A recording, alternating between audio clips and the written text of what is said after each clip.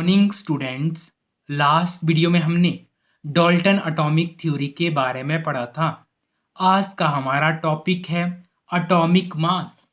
Atomic mass element और atomic mass, जैसे hydrogen है उसका एटॉमिक मास होता है 1 और बोरोन है उसका एटॉमिक मास होता है 10, कार्बन है उसका एटॉमिक मास होता है 12, नाइट्रोजन है उसका एटॉमिक मास होता है 14, ऑक्सीजन है उसका एटॉमिक मास होता है 16 और फ्लोरीन है उसका एटॉमिक मास होता है 19। कौन का एटॉमिक मास होता है 20। तो हम क्या करेंगे, जो trick to learn atomic mass, एक फनी ट्रिक है, उससे आप लर्न रख सकते हैं किसको, एटॉमिक मास को। ठीक है, तो किस तरह से, जैसे आलसी, आलसी से क्या आएगा, एल्यूमिनियम और सिलिकॉन। जो एल्यूमिनियम है उसका एटॉमिक मास होता है 27 और जो सिलिकॉन है उसका एटॉमिक मास होता है 28। आलसी नहीं, नहीं है, ठीक है, तो नहीं से क्या आएगा, सोडियम, है से आएगा हीलियम। तो जो सोडियम है उसका एटॉमिक मास होता है 23 और जो हीलियम है उसका एटॉमिक मास होता है 4। आलसी नहीं है, फनी है, फ से आएगा एफ, एफ से मतलब फ्लोरीन। ठीक है, तो जो फ्लोरीन है उसका एटॉमिक मास होता है 19 और नी से आया नियोन, नियोन का एटॉमिक मास होता है 20। है का मतलब है हाइड्रोजन, हाइड्रोजन का एटॉमिक मास होता है 1। नेक्स्ट है प्यारे शर्मा और कालीचरण। प्यारे पी से है प्यारे, ठीक है, और उसका एटॉमिक मास होता है 31।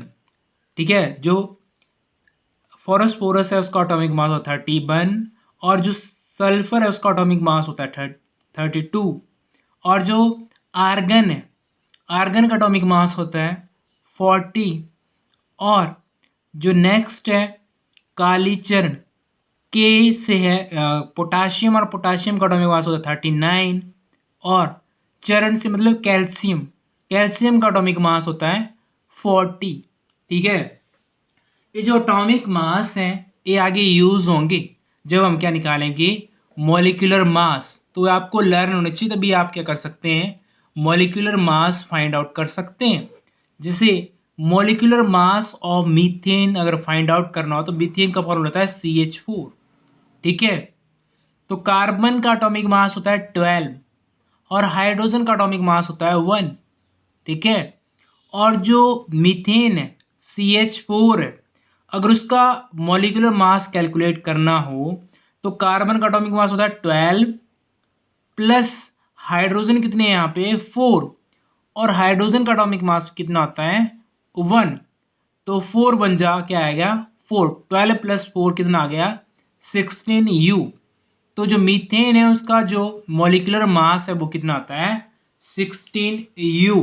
Molecular mass of water, water का मॉलिक्यूलर मास कैसे कैलकुलेट करेंगे, जैसे H2O, हाइड्रोजन, यहाँ पे हाइड्रोजन का जो एटॉमिक मास है वो 1 होता है और जो ऑक्सीजन है उसका एटॉमिक मास 16 होता है।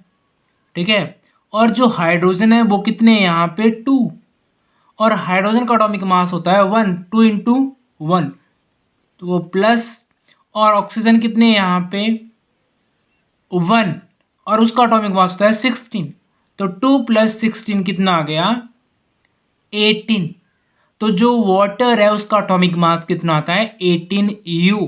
Molecular mass of NaOH, NaOH का मॉलिक्यूलर मास कैसे कैलकुलेट करेंगे, तो सोडियम है उसका एटॉमिक मास होता है 23 और ऑक्सीजन का एटॉमिक मास होता है 16, हाइड्रोजन का एटॉमिक मास होता है 1। ठीक है, तो 23 प्लस 16 प्लस 1 तो कितना आएगा 23 प्लस 17 कितना आएगा 40U। तो जो सोडियम हाइड्रोक्साइड है उसका जो मॉलिक्यूलर मास है वो कितना आता है 40U। और नेक्स्ट है molecular mass of H2SO4, sulphuric acid. तो अगर H2SO4 का अगर मॉलिक्यूलर मास फाइंड आउट करना है तो हाइड्रोजन है उसका एटॉमिक मास होता है 1, सल्फर है उसका एटॉमिक मास होता है 32, ऑक्सीजन का एटॉमिक मास होता है 16, तो हाइड्रोजन यहाँ पे कितने हैं, हाइड्रोजन है 2, तो 2 1 जा 2, और सल्फर यहाँ पे कितने हैं, सल्फर 1 है तो 32 मल्टीप्लाई बाई 1, प्लस ऑक्सीजन कितने हैं यहाँ पे 4, तो 4 मल्टीप्लाई बाई 16, तो यहाँ पे क्या आएगा 2 + 32 + 16 4 जो हो गया 64। तो H2SO4 का जो मॉलिक्यूलर मास है वो होता है 98 U। नेक्स्ट है molecular mass of calcium carbonate CaCO3। तो CaCO3 का अगर मॉलिक्यूलर मास कैलकुलेट करना हो तो क्या आएगा, तो जो कैल्शियम है उसका एटॉमिक मास होता है 40, कार्बन का एटॉमिक मास होता है 12, ऑक्सीजन का जो एटॉमिक मास होता है वो होता है 16। तो 40 और कार्बन का 12 प्लस ऑक्सीजन कितने हैं 3 मल्टीप्लाई बाई 16, तो 40 + 12 + 48, तो कितना आएगा 100 U। तो जो मॉलिक्यूलर मास होता है कैल्शियम कार्बोनेट का वो कितना आता है 100 U। U का मतलब होता है यूनिफाइड मास। नेक्स्ट है molecular mass of calcium hydroxide.